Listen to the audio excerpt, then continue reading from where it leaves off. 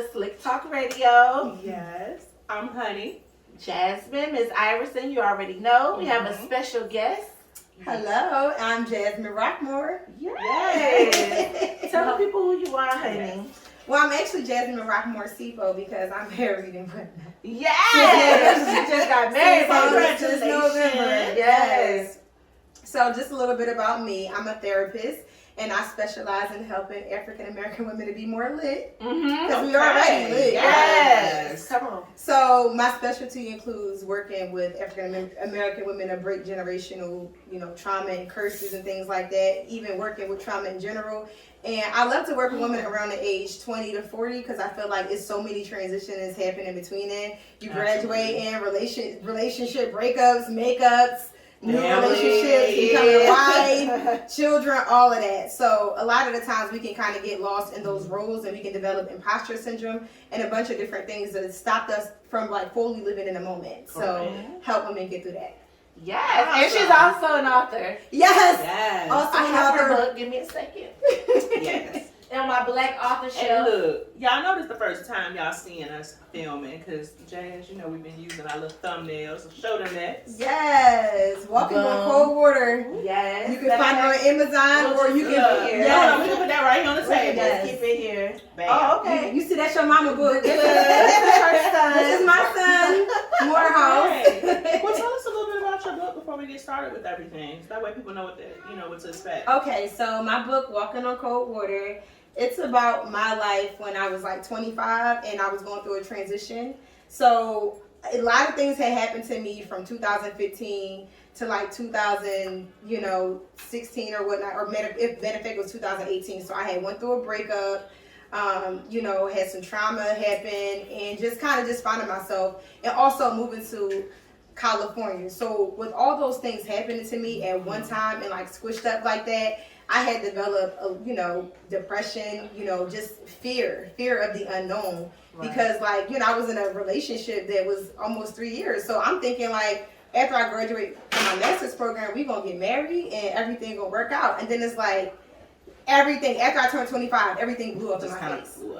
So it's like, I knew that I wasn't going to let that break me. Like, I was like, no, I still want this life. I still want to be a wife. I still want a house. I still want to live somewhere where I'm, I feel safe. I still want all that. So I know that this breakup didn't stop me from getting it.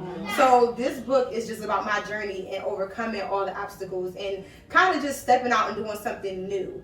Like, I moved to California and I ended up meeting my husband a couple months later, just randomly you'll read it in the book. Yeah. So just like I like to emphasize that once you change and once you put in the atmosphere that you're ready for something else and you actually change to get that, you'll be surprised what you get. So that's really what my book is about. Yes, honey. Living life. Oh, we got a dog fight down here. He's a little feisty. Yeah. Oh, she's a little feisty. Take that back. My son not doing nothing. He pleaded. So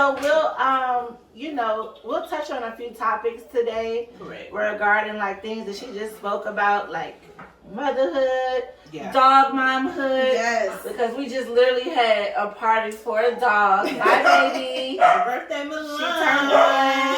And we had a whole lot of dog parents here. Oh my God. And it was a lituation.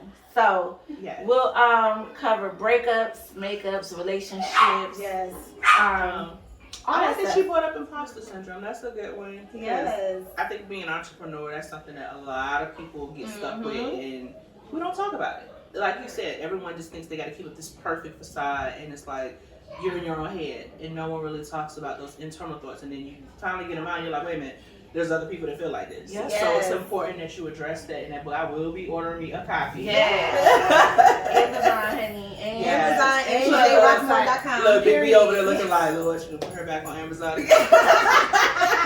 Yep. Sorry, husband. So that's pretty good. It's okay. Yeah. We got our babies down here. So like I said, we were talking about being a dog mom. So how do y'all like being a dog mom? I love it. It gave me some structure because I would work sundown before I had Milan. Right. I mean, I didn't. You know I know. Before I bought my son, before I had my son, before I bought my son, I would literally work from like, literally, before the sun come up and when it came down. Right. And having her is like teaching me, you know, you don't have to go after every dollar. Let people make sure they are, you know, making sure you book with my schedule, and I'm not trying to, you know, make sure I'm always available. Yeah, always available. So I like the fact that I have a schedule now, and sometimes I get a little wrench where I go and do a house call or something, but I have like the perfect neighbors. Oh my God. And they're here today. Yes. Jen and Charles and JG. Yeah, shout out to like neighbors. Because when I have a long day, I be like, yo, can y'all please walk my line for me? Like, we got you. I got a package in the mailroom. Can you get it? We got you. It's like stuff like that. You just that's priceless. It's priceless, irreplaceable. Like, you know, you just don't find that everywhere. No, you don't. Because I lived the same place for 6 years. I don't even know my neighbors. And I'm not like that. I'm a people person. Right. But when my vibe don't catch or match, I'm good on it. Right. You're just like, okay. So, I'll be a stranger next door. Exactly. Yes. But yes, it brought me structure. What about y'all? Same here. You know, we had the boys at the house. Y'all know we got a 16-year-old, 17. Oh my God. And then our youngest is 11. And, you know, with me being the only female in the house, I was pretty adamant about having a female. I wanted to be able to put some bows on her, which I have on today. Yes. Look at her. Stop barking. Penny. I cannot. Right. So, you know, it was really nice being able to have a dog in the house. I think she brought some balance to us. Yeah. Brian, before, I don't know if you know this, we're both full-time entrepreneurs now. But, no, you can't have no tequila, baby. Morehouse, get down off of the line. No. Oh, he's a rapper. Yes, he is. People got pregnant. Hold on, somebody help. They about to squeeze on my head. Y'all about to go in timeout. Everybody go in timeout. Milan. They jumped the fence today. Stop it. You're risky all your life. Right. He wasn't like this before. So, no, like I said, she brought structure to our household, really. You know, with him, he used to be on night shift, so having her just gave the boys something else extra to pay attention to. Gave them some structure. Like you were saying, with having responsibilities, it taught both our boys responsibilities. They didn't know nothing about having to take a dog out and all this other stuff. So it gave them a routine, and that's what we liked about having her in the home. I mean, and like I said, I just stay on Amazon spoiling her. Yes. People be like, they got that for dogs. I'm like, yes. Come here. I would literally think of it and search it, and they be having it. So Come here, baby. I'm not crazy because I'm not the one making these things. Yeah, my dog mom journey actually derived from me catching COVID after my wedding. So my husband and I caught COVID, and I was like, just sitting there bored one day, and I was like, I feel like, you know, if the next few years we're thinking about family planning, like, I have to learn how not to be so selfish with my time and my energy. So that's where I was like, I want to get a dog. At first I said cat, but I was like, no, a dog is really going to test me. So I was sitting there, I'm like, I'm gonna get a dog. So I was like talking to my line sister, and she was like, if you're gonna get a dog, E is not gonna like that. That's my husband. She was like, you should name the dog Morehouse because he went to Morehouse, right? And he might be more excited. It didn't help, but everyone loves his name. But he has been really trying me. He actually, you know, showed me some things about myself that I want to work on before I had my own child. Like when it comes to patience, this boy, he tries it every single time. And my husband be like, I don't want you yelling at our kids like that. So I've really been in therapy working on the ways I talk to them. I want to communicate better with my children. And I hate to say that Morehouse is practice. He's my little dummy dog. But you know, dog is practice because sometimes with your child, and I can tell you this from just having our boys, sometimes they may not tell me when they're offended, but she don't play. If I say or do something, she'll, you know, get her little way about her, and I'll be like, oh, I done did something wrong. Because the boys, they might just, well, that's mama, and walk out the room. But even me being a seasoned parent here, she's still teaching me things. You know, like you said, just patience, a little more structure. And when I say structure for me, I'm, like you said, always working. Mm-hmm. She reminds me to take a break. Yeah. She really does. Because there's a lot of times I will just go. He knows. I get up in the morning sometime. I'm like, we ain't going walking? Okay, I'm right in the office. Mm-hmm. So with her, it's like, it reminds me like, okay, if she went outside, maybe you need to go out there with her. You know, so it definitely helps a lot. For sure. And then I didn't mention I'm in school right now getting my PhD in counseling, education, and supervision. So I'm going to be training other counselors. So for him, I'm like, dang, so much responsibility came at one time. Marriage, a dog mom, and school. So when it comes to taking a break, a lot of the times walking him, just getting out and getting some fresh air. But it's therapeutic for you. It's therapeutic. So yeah. So we telling y'all, if y'all ain't got a dog, go get one. Mm-hmm. We ain't get you in trouble. Don't Yes, dog mom club. Yes. We're starting one, so. Yes, exactly. we are. We need this dialogue. Yes. Yep. Yes. So we're talking about going outside.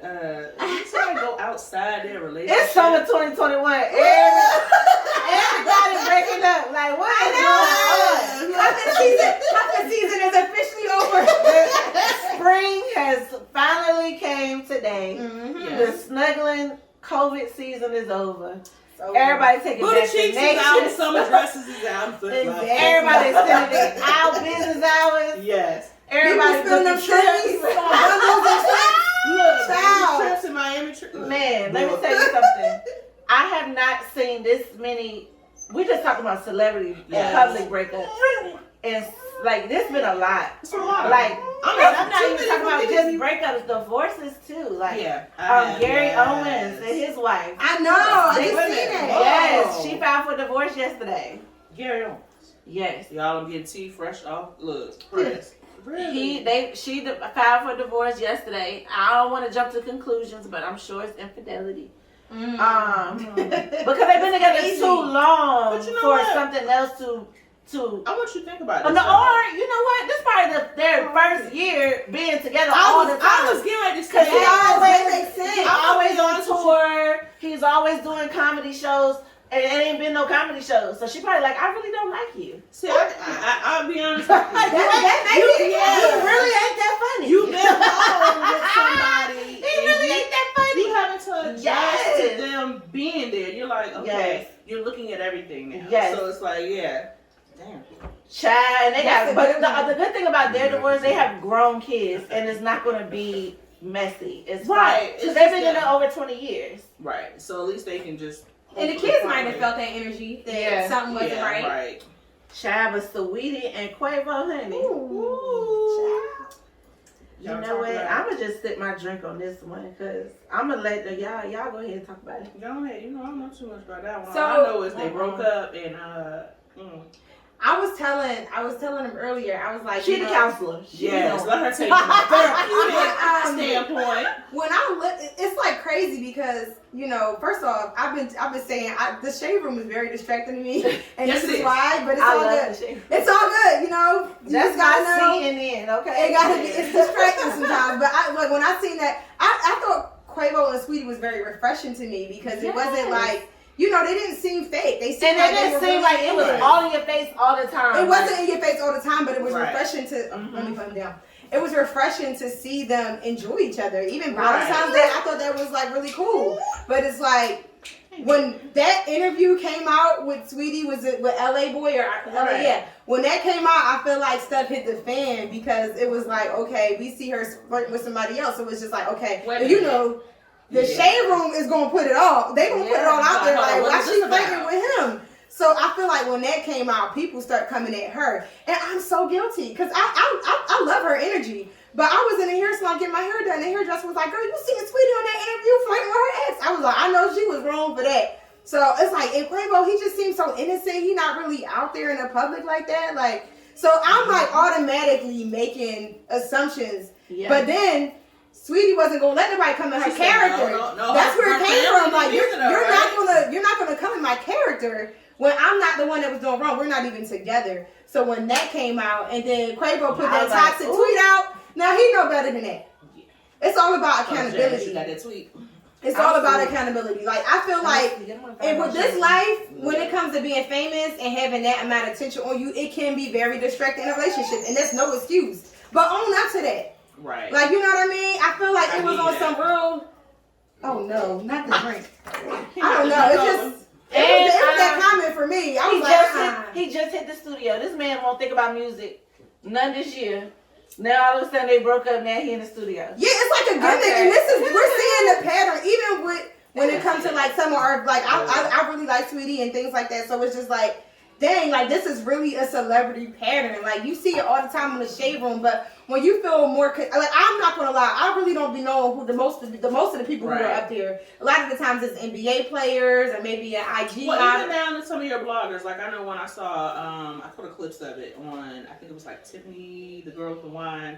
She was talking about Derrick Jackson. Mm-hmm. Apparently he cheated on his wife and had the girl up in their bed. Oh Jesus!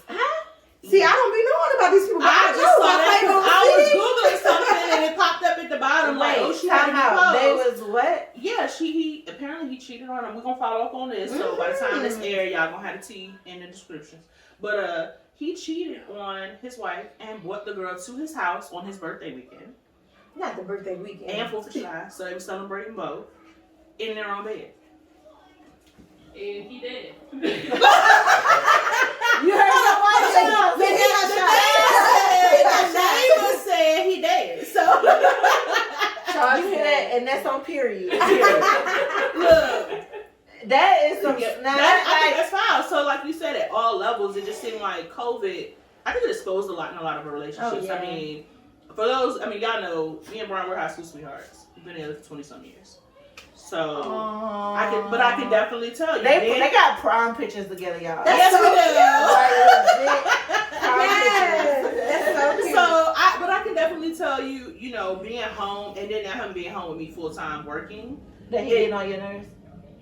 Sometimes I ain't like, hold on, I'm gonna raise my hand because I ain't gonna put my baby out there like that. I get on his too. Yeah.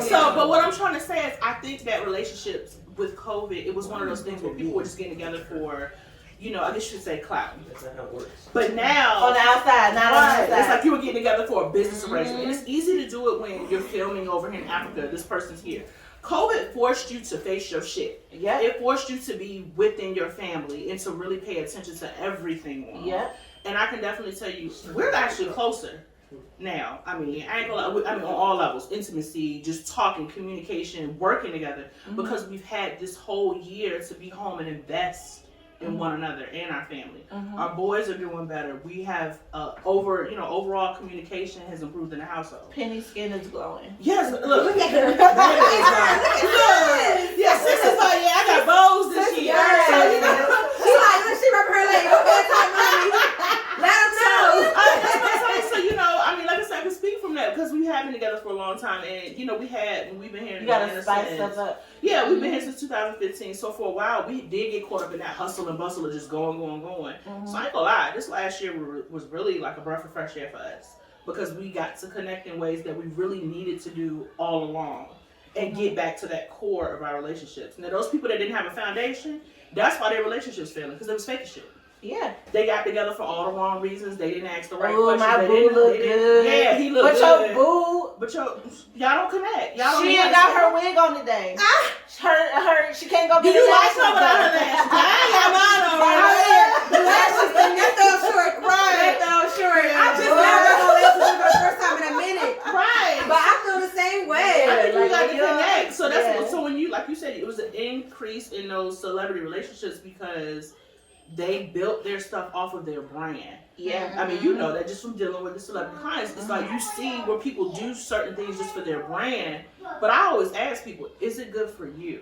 Right. Because I'm sorry, at the end of the day, that body gonna fade and all that stuff. You'll get tired of doing that upkeep one day. Yeah. And you want to have somebody that's beside you, that's solid, that loves you for you, and that's gonna be there. Yeah. And that's what a lot of them are not looking at. Because when That's that where money people- dwindle, that's when you really know who for you. who and for not. you? Who gonna be I'm there? not Because even that touch you. That's goals for me. I Yeah. want to work with celebrity clients one day because I don't know if they're really getting mental health guidance. Like imagine you working and grinding for your whole life and then like I don't know where you blow up. Like it finally happens for you. Like the amount of money that you receive, but you still have family members who are probably lower than what you were before. Ooh, yes. That takes a toll on your mental health because it's like, okay, I gotta look out for them, and I also have to protect my brand. I'm meeting. It's a lot of people, a lot more people are attracted to you now, and you can't tell whether they for you or whether they for what you have or who you are. Correct. It's very, I mean, like, I think we did just talk about this on one of our previous episodes, you know, just how when you put out the images, like, of you doing good, but there's always that one person, they gonna be in your inbox, can you do this? The person that asked you for a favor that time. Yeah, I'm like, boy, you know, it's go away. But you see, that's the stuff that you really, it's like, can you prepare for that? Or do you just kind of have to know how to deal with it as it comes? So people like you are definitely important.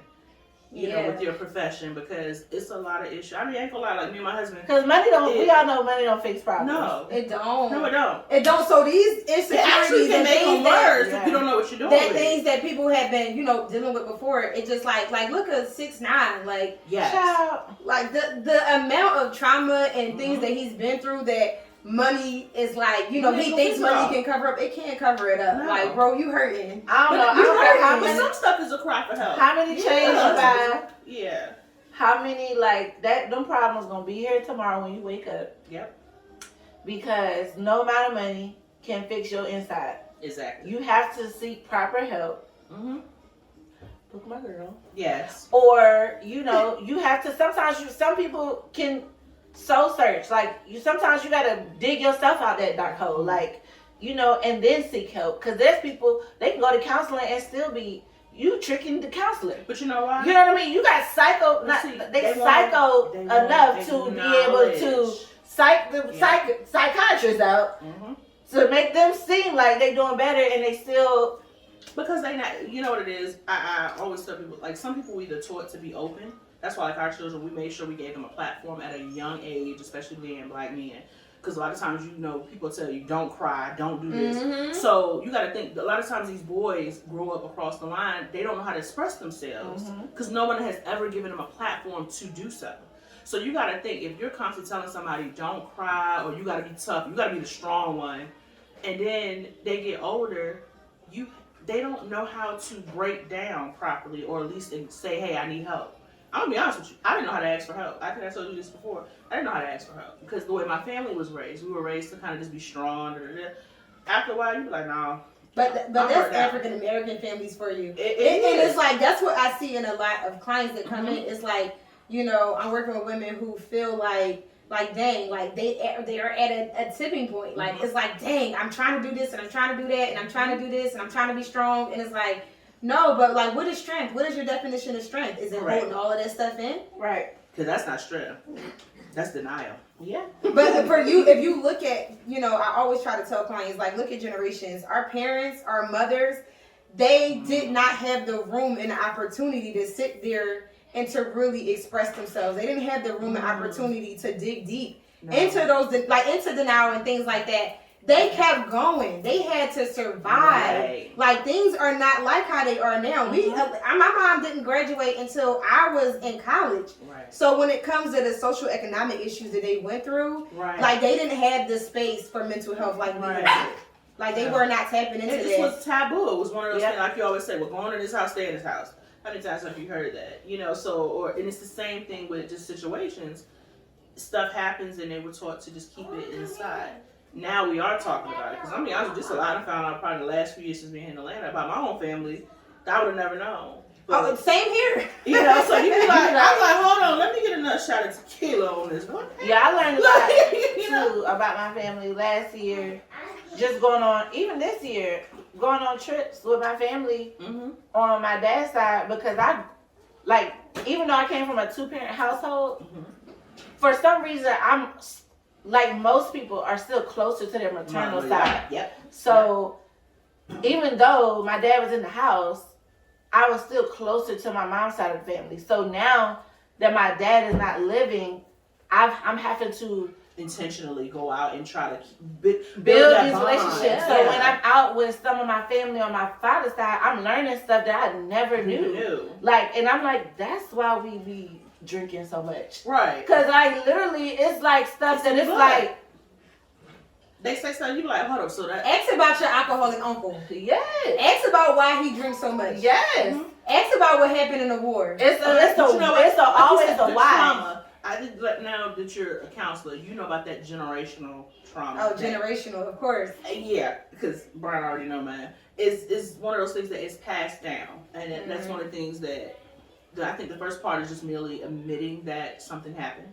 That's the first thing, because I know, like, even with me, well, you know, my family, but you know I didn't know about them until I was 23. See how she looked? Because I used to live next door to her family since I was like 5 years old. Wow. Yeah, like we were from VA, yeah. From her grandma. Oh, that's cool. Lived next door to me almost my whole life. Yeah. So it's a lot. I didn't find out I had another sister. And I didn't even know her. I didn't know her until she came to me as a client. I went to Tasha. I was working out with her, and I said, "Who did your hair?" She said, "Jasmin." I'm like, "Jasmin who?" This one she used to get silk presses. Yeah. This is before. So you know, there's history here. So like I said, and it's just like it's a lot. Like I said, in my own personal life, I didn't find out until I was in my 20s. But mind you, I found out, still don't have whole stories. So I'm in my 30s now. And you know, like you said, I just look at it as like, okay, how many other people are like this? How many other families? A whole bunch. And it's like, when are we going to begin to have that platform with our children to say, hey, because it shouldn't be when you're on your deathbed. Because I still feel like even then, you're not going to get all your questions answered. No. Like my grandfather, he passed away, God rest his soul, Gary Philpott Sr. Yes. He passed away 2 years ago from colon cancer, and him on his deathbed, he told us everything. I don't want other families to, go through that. You want to find out things when you can have that conversation, ask. You want your children to know things, even our fur babies. You know how we can go on AKC and look at their lineage, but why as we as people can't do the same thing? That's deep. That to me is deep. I feel like that's something, I think that's where we can begin to fix some things that are going on really, like you said, in the community in general. If we address the generational things that are coming down. Right, and I feel like sometimes, like, even when it comes to our parents, our mothers, like African American women and their mothers, there is disparities in just talking. Yeah. Like, it's like, all right, well, this is bothering me. This bothers me that you did this. Well, I'm your mother. Oh. And Yeah. that's why I'm your mother. Ooh, child. That is like never an answer. Let me take another cup. I was looking at something and it was like when for African American, when your mom decides she not mad at you anymore and she send you something. Come down and eat. Come eat. Yeah. That's how you know. You be like, Y'all didn't process nothing. Y'all didn't process nothing. But guess what? When you take that to I the didn't even hear relationship and it. your I'm friendship, sorry. Yeah. You take that everywhere. Hold on. Now I'm gonna go ahead and bring it deeper on that one. I actually found out that was the reason why my relationship with food was screwed up. See how deep that she saw that from a counseling point. I actually, when I used to go to counseling, and I used to, because I mean, y'all can see I'm big. I have other issues going on, hormonal and stuff that keeps the weight on. But then she said there's still something else there, and I told her about that, and I said, yeah, my mom used to do that. I said when we had disagreements, it was either we going to the $7 store, we going up against the wall, we going out to eat. She said, so that was the apology. She said there was no discussion. I said no, it was come eat. So if I didn't want to forgive anybody, I wouldn't eat. You see where I'm going? You see how that can be translated into, or you wonder how, you see somebody walking around and you're like, oh, they're overweight. But you don't know what the emotional attachment is, their relationship is with food because of the emotional trauma that has been passed down from generation. And that's a relationship Yes, too. you don't realize that. But it's so difficult for me as a therapist because I know this stuff. And like when I was around my family, I'm seeing unhealthy patterns. I got so frustrated one day. I was like, hey, y'all. I'm breaking it down like this. Nobody can come to my wedding unless we go to therapy. Right. And they actually all of them did a session with me. I'm not going to say it kept going. Right. It didn't keep going. But at the same time, they tried. They tried something different because I was like, no, y'all can't. Like, because this is something we got to talk. I don't want to bring this into my marriage. Like, this is the beginning of a new chapter for my life. I don't want to bring that energy. And if you want to be a part, then this is the stipulations that come with it. Because that's a lot, and it's a lot. We're not gonna be fake here. We're gonna put it on the table. Exactly. Yeah. So how would you for somebody that's gonna watch this and they're gonna say, "Ooh, they getting deep on this." How would you suggest to them to, I guess, face their own, generational or family issues? What advice would you give them to even approach it? Like if they have something going on and they want to do to their family, like if they the only ones that knows That wanna about solve the problem. counseling, How how do would we- they bring it to their family? Yeah. Well, I want to say it has to start with you first. Like, I feel like my education, I'm pro counselor always. It got to start with you, but you have to be in the healing process yourself, because I feel like a lot of the times, even when it comes to how we will talk to our friends, oh, you need to go to a therapist, and you never even went. That pisses me off. Like when clients come I'm in, like, who's your therapist? exactly. Refer Like, me. because That's the shade room, baby. that's what turns your friends from really trying. Right. Like my friends was telling, because it becomes almost as an insult. Correct. Because, oh, you need therapy because you got these issues going on. Well, your friend probably got the same issues, and that's how she can point It's them out. like projecting their own Projecting, oh, you girl, you need therapy. So it's already a negative connotation behind it. So when you finally get, like, you have to get over that. And you can't promote it if you're not in the active process So or maybe have it gone should through be an that active process. conversation of, instead of saying you need therapy, maybe it's like, would you like for me to go to therapy with you? Exactly. That can change the Go narrative. together. You know, 'cause Change the narrative. Or girl, Right. you know what? I feel like a lot of the things that I'm seeing in you, I have gone through the same thing. Right. And you know what? I can't, like, let's look for a therapist. Like, you know what I mean? Correct. And that's why I really want to open my platform up, because my friend, when I suggested therapy to her, and I gave her therapy, whenever I suggest it, I'm always going to refer people out. Right. I'm always going to find therapists and give it, because Correct. I know how that is. Like, all right, I'll give them therapy for black girls, and then they never look on the website. Oh, I looked and I see what you're going through, and I see 5 therapists right here in your area. Pick one, whoever got your insurance. Correct. That's how I do. But when it comes to people that's not in the mental health field, they might not know how to do that and how to vet therapists in that way. So, like, I want to open up a platform for women to be able to get connected to therapists. Because my friend, she told me, she said, look, she said the people I work with, she's in child welfare. She said it seemed like it's only therapists there for, like, moms on drugs and things like that. And I'm like, oh no, it's a plethora. Because as a culture, what I had to learn, like, my son was asking why certain things are advertised a certain way. So I started, like, really studying economy, like just the economics in general across the board. And I think it's because certain narratives are painted for certain people. Whether it's either it's black women or, you know, we have certain narratives, we stereotypes we put. Yeah. I think that's where it comes from, and we just, like you said, we need to make therapy. We need to take the stereotypes off of that. Like, I've actually had somebody tell me, no offense to your neighbor, but they told me that's white people stuff. And I'm like, what do you mean? Getting mental health, taking care of your mind, that's not a color thing. We all have a brain. We all have mental health that we need to take care of. We need to, like you said, change that conversation and bring it, like you said, bring it into platforms like this. Bring it to your friendships and stuff. Not make it such a taboo topic where it's like, oh, okay, you know, go to a counselor and we move on.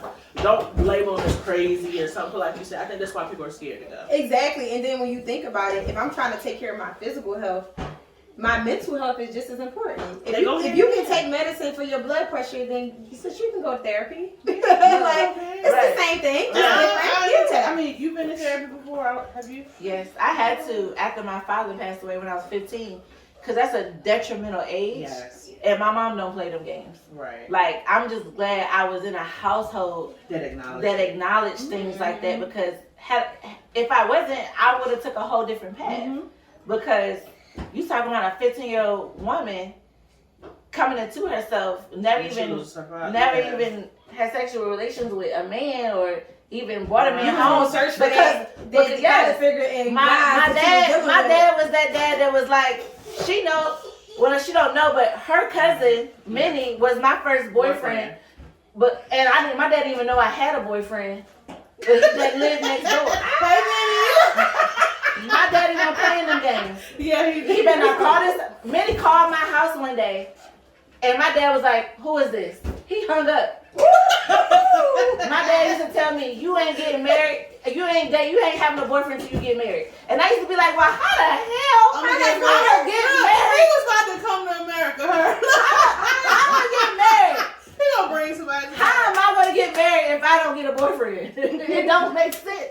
But that's what type of man he was. Right. Because he already knew what type of man he was before he met my mom. Right. And he didn't want me to meet no man like that.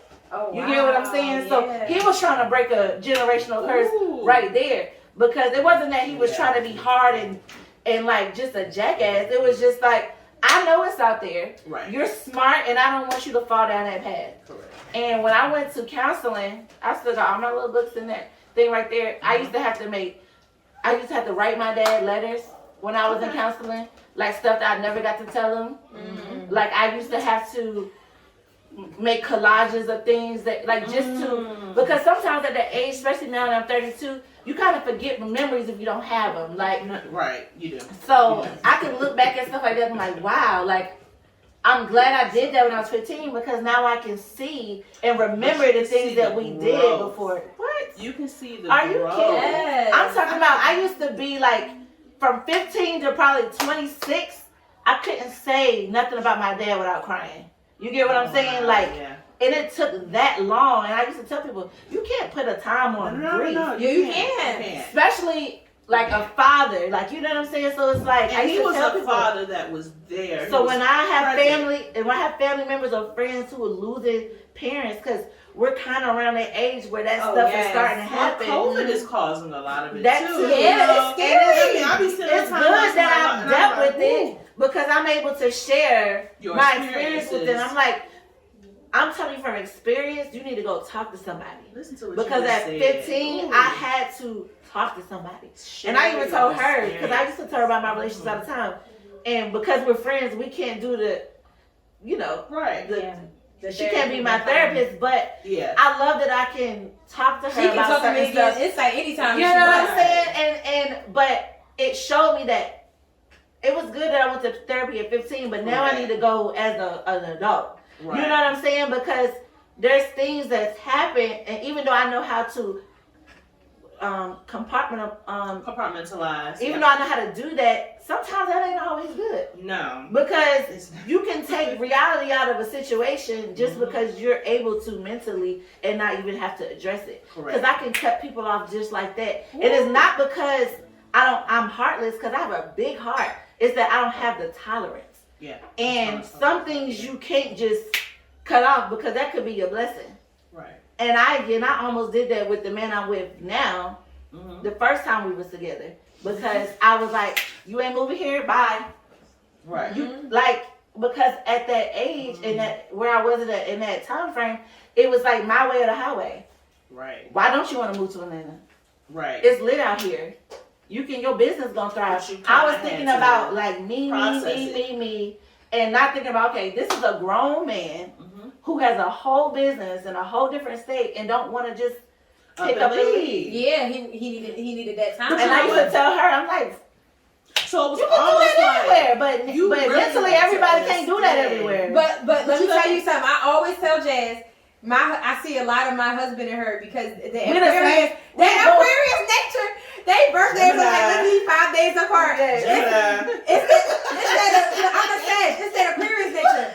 Y'all are air signs, so y'all gonna flow where the money goes. And we just think of things in a logical standpoint and take the emotional always with emotion logic. out of it. Always with the logical stuff. Right. Always. And I had to get out of that. So y'all, look, we gotta go to counseling, okay? Yeah. And I'm talking to myself when I'm saying this. I'm setting up an appointment for this year because there are things that we don't, like, you know, you talk to your friends, but there's not one person you tell everything to. But Because you need to have that person that's kind of on the outside. 'Cause that's not biased. Like you said, that compartmentalizing. Yeah. I think when you don't go to counseling, you develop that as a habit, and that's not good because, like you said, you might tell your friends this, you might tell your spouse this, you might tell your kids this, but you still need that one person that can take all of it to give you a good feedback. Because that's what I always tell people. And don't have nothing to gain from it. Right. Exactly. Because when you know somebody, it's so hard. Like, even for me, because as a therapist, I always tell my clients, look, if you ever meet a therapist that's trying to take over the session and make this about their life, that's inappropriate. Correct. This is about you. You are the captain of your own journey. I'm just here with you to guide you and give you insight, need be. Even with suggestions, I will ask clients if I can give them a suggestion on the situation before I just throw it out there. Right. So when it comes to that, I feel like it also has to do with the objective point of view. I don't know nothing about you or your family.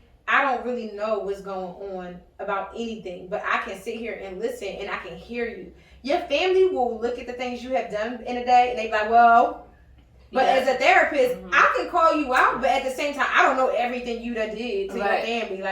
Oh, you deserve that. I know you only know what they tell you. I can only go by what you just told me.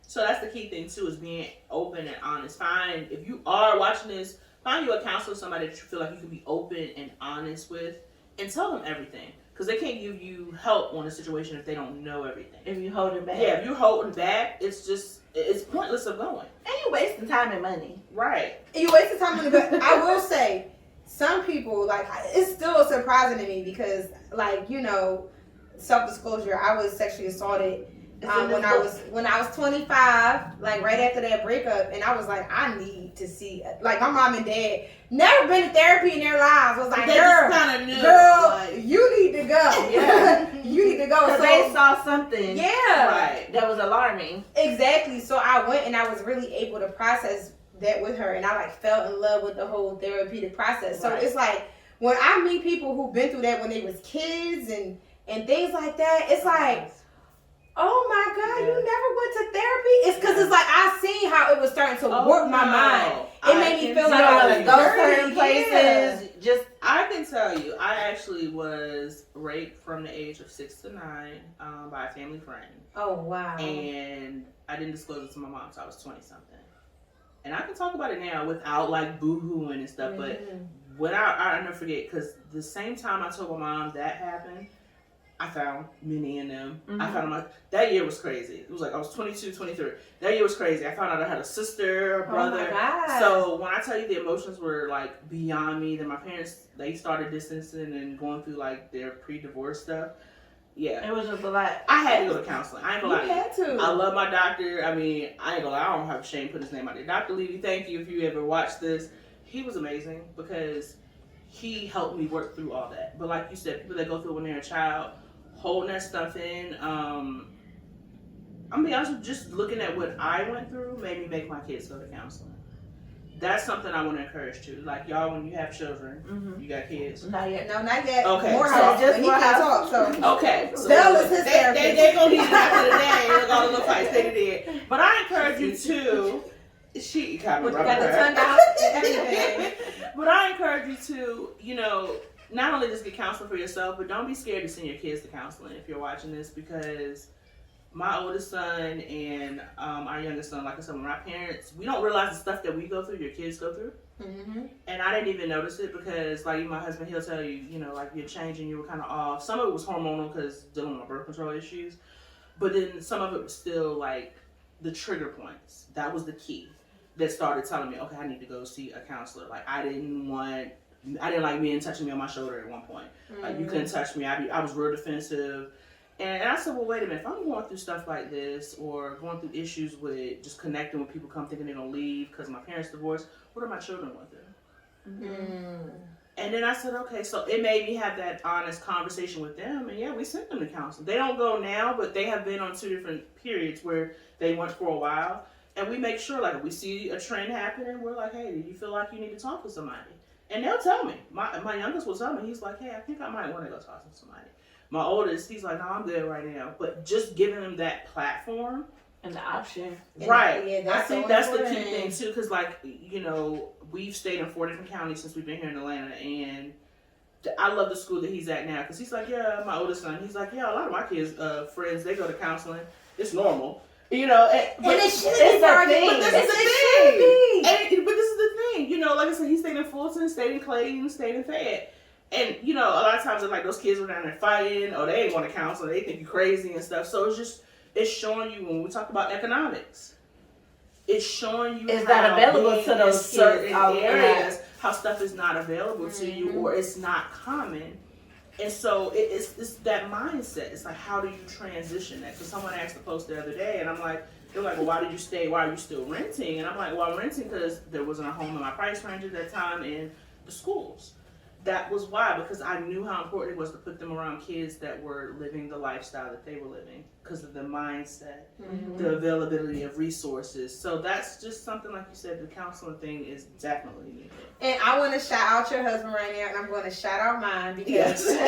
our They didn't men- know what I shit. yeah, but they see it the most, and they be like, I barked at my husband real bad last week because he told me, he was like, I picked Morehouse up like he's a baby, and he big as hell, and he heavy, but I don't care.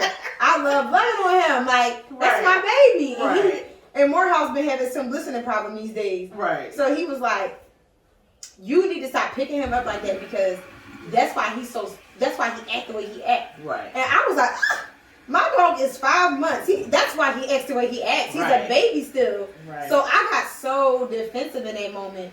And I remember us like really having an argument over this.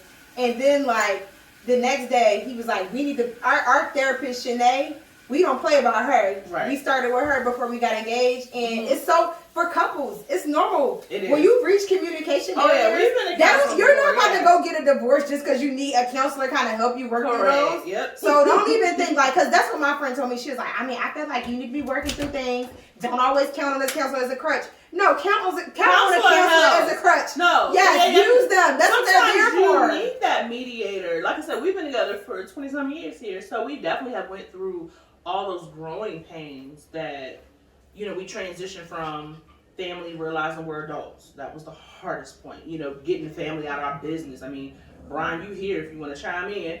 We had we had to learn to, like you said, just kind of separate, let them know that, hey, we're adults now. Like, you can't tell me we can't go to the movies anymore. We're grown. We had to transition to that. Then it was more of, okay, do we rely on friends? And then it was more like, okay, now we have to rely on one another. We got to build this bond. No one else should be in the middle of what we got going on. Exactly. But you still needed that I extra would say ear. this. We started dating when we were 16, so. Yeah. we Y'all had cute. Hold on, I was 15. Y'all need to see. No, but not even with your family interfering. Like basically when we went to, because he was like, look, this is too much. You snapping on me about Morehouse and all that. That's actually just a little bit too what I much. tell you from experience? That's a good thing that you have a dog and you're able to address that now, because too many people get together and have a kid and they've never addressed those issues. Think about that. You're able to see how your parenting skills are going to be. Mm-hmm. So now you can tell him, hey, if it's going to concern you how I'm dealing with Morehouse, can we change this to, I'm going to let her walk. Can we change this to how you want to relate this to our children? How would you like me to handle a situation like this with our child? Because I'm telling you, I see couples I'm in every mom, boy group, kid, coupon, you name it. I see all the little drama out there. And a lot of it comes from people just not having those uncomfortable conversations. Exactly. And having, like you said, having a dog, that's why I encourage people to at least have a pet, because if you never had any responsibility outside yourself, you tend to be kind of selfish with certain things. Exactly. But this dog is teaching you how to work together. It's going to be the same thing with children. You got to talk about what kind of religion do you want to teach your children? What schools do we want them to go to? What kind of upbringing? It brings those conversations out now before you bring that little human in, because once they're here, it's too late. Exactly. So I think that we're going through that process now because, but even if your family don't say anything, you're dating your relationship. Oh, girl, you grew up with your family. I'm going to tell you like this. I'm telling you from experience. Now, I don't care who watch this, and I don't give 2 fucks, because you don't pay nothing over here. And I mean, I know. And there's a reason why I'm firm like this, because too often, me and Brian in our early stages, we let family infiltrate what we had going on and almost tore it apart. Because you're getting advice from, no offense to anybody, but you're getting advice sometimes from bitter people that might be projecting their own fears from their previous relationships. They're projecting their own pain or insecurities, or they're indirectly telling you the shit that they do that they ain't gonna tell you they're doing. But they try to say this person might be doing this. What they're really saying is I be doing that, and it's possible.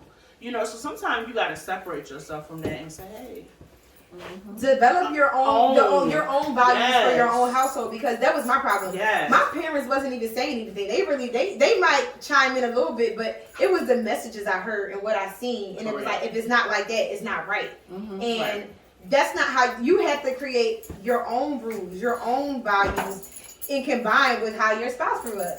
And that's just how it is. Right. So even though your family, they might not be saying anything, you know their business. Right. And that makes you insecure about your decision. Correct. So I think that's too. You just gotta be sure of who you are, and like you said, being a counselor, just work on that core first. You said that early on when we first started talking. Work on that core. So I think that's very vital. How would you tell somebody to start there? What Working on the core or what? Working on that core. It's all about openness. Like, I was a person, me being a therapist, like, I was one of the people who called a strong friend.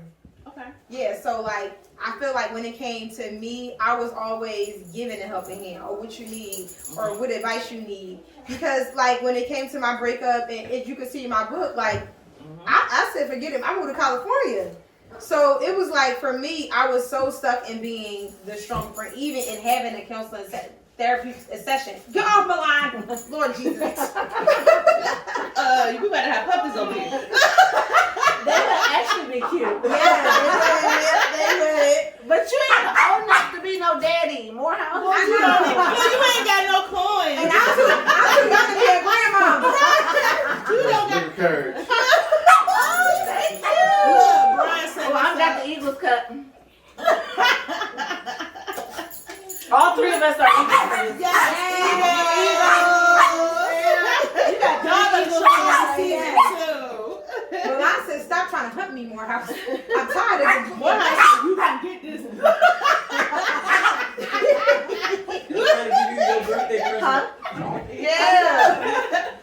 Morehouse, we got her covered. We got her something already. Cheers. Straight Talk Radio. Yes.